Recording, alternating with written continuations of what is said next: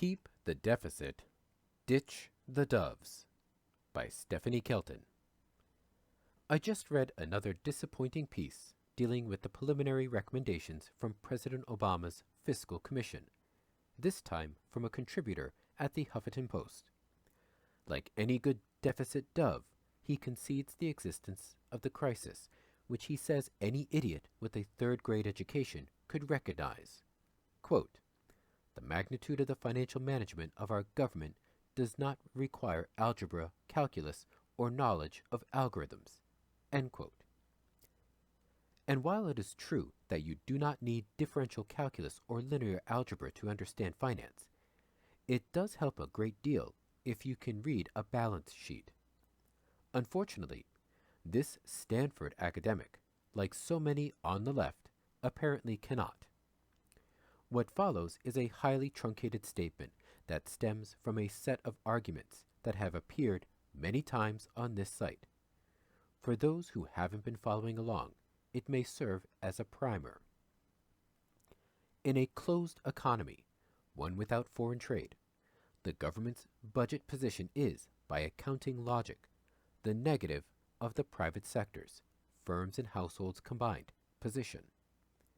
Thus, a public sector deficit is equal to the private sector's surplus, to the penny.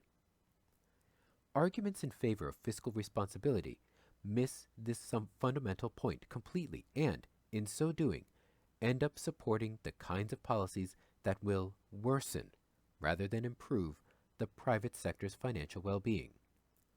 Taxes are a leakage. They remove money from the private sector. Government spending, in contrast, is an injection. It adds money to private sector balances. When the government spends, injects more than it taxes, withdraws, the resulting deficit adds to the private sector's holding of net financial assets. And should the government run a surplus by collecting, withdrawing, more than it spends, injects, the private sector will end up with fewer financial assets. So any deficit, provided it does not push the economy beyond capacity, improves the private sector's real financial position. The same holds true for an open economy, where imports are a leakage and exports an injection. Thus, like a government surplus, a trade deficit reduces the private sector surplus, which creates an even bigger need for a public sector deficit. As long as we, Americans, continue to run trade deficits, there are only two options. One, the government runs deficits and they must be at least as large as the trade deficit. Or two, the rest of us do. I know which scenario benefits me.